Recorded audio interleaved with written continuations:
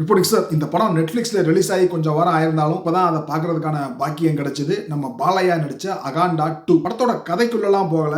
என்ன ஜானர்னு சொல்றதே ஒரு பெரிய சேலஞ்ச். ஏன்னா biowar, patriotism, mythological, science fiction ஊர்பட்ட ஜானரை மிக்ஸ் பண்ணி வச்சிருப்பாங்க. யூசுவலா பாலையா படம் ரீசெண்ட் இயர்ஸ்ல நம்ம பகவந்த் கேசரி, வீரசிம்ஹா ரெட்டிலாம் ஓடிடில வந்ததுக்கு அப்புறம் அப்படியே பசங்களோட உட்காந்து ஜாலியா பார்க்கறதுல ஒரு கிளுகிளுப்பு உண்டு. அப்படியே ஃபன்னா இருக்கும்னா அவர் சீரியஸா பண்ணிட்டு இருப்பாரு. நம்ம அதை ஒரு வேற மூட்ல ஜாலியா பார்ப்போம். அந்த எலமெண்ட்ஸ் எல்லாமே ஃபர்ஸ்ட் ஹாஃப்ல இருக்கு. ரொம்ப ஸ்பெசிஃபிக்கா சொல்லணும்னா சம்பந்தம் இல்லாத இடத்துலலாம் இங்கிலீஷ் பேசுறது, ஹீரோயினோட டூயட் ஆடுவாரு, அதுல சிஜி எல்லாம் பண்ணி வச்சிருப்பாங்க.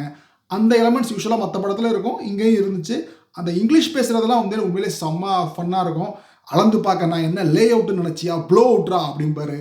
பஞ்ச் பேசினா லஞ்சுக்கு இருக்க மாட்டேன் அப்படிம்பாரு.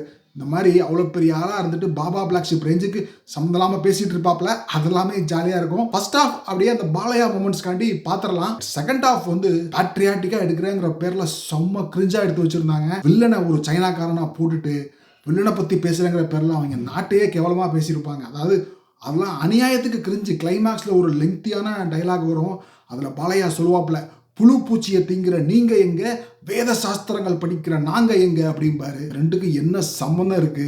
விட்டா எப்ப எவன் சண்டைக்கு வருவான்னு ஆன்டிசிபேஷனோட வாழ்ற நீங்க எங்க, நைட்டு படுக்கும் போது வாழைப்பழம் சாப்பிட்டுட்டு கான்ஸ்டிபேஷனே இல்லாம வாழ்ற நாங்க எங்க, அந்த ரேஞ்சுக்கு பேசியிருப்பாரு போல. அந்த அளவுக்கு செம்ம கிரிஞ்சான டைலாக்ஸ். இதெல்லாம் எப்படி எழுதுனாங்க அப்படின்னே தெரில. படத்துல அவருக்கு மட்டும் பில்டப்னா, அவர் பொண்ணு ஒன்று வரும், அதுக்கு ஐக்யூ வந்து 230 அப்படிம்பாங்க. 200க்கு மேலே உலகத்தில் ஐக்யூ இருக்கிறவங்களே கம்மி. ஐன்ஸ்டீனுக்கே எனக்கு தெரிஞ்சு 170 என்னமோ தான் சொல்லுவாங்க. ஒரு மாஸ் ஹீரோ இதுக்கு மேலே என்னங்க பண்ண முடியும்? எல்லாமே பண்ணிட்டாப்புல நம்மால். விட்டா அடுத்த படத்தில் ஒரு அனக்கொண்டாவை வீட்டில் வளர்த்து நைட்டு படுக்கும் போது மடியில் படுக்க வச்சு அதுக்கு செரலாக் ஊட்டி விட்டு தூங்க வைப்பார் போல்.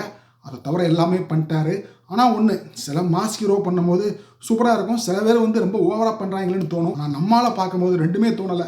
பாவம் யாரோ யார் பத்த பிள்ளையோ அப்படிங்கிற ஒரு எமோஷன் தான் வந்துச்சு. படத்தில் ஒரே பாசிட்டிவ், விஷுவலி படம் வந்து பயங்கர ரிச்சாக எடுத்திருப்பாங்க. அதுக்கு நிறைய செலவு பண்ணியிருந்தாங்க.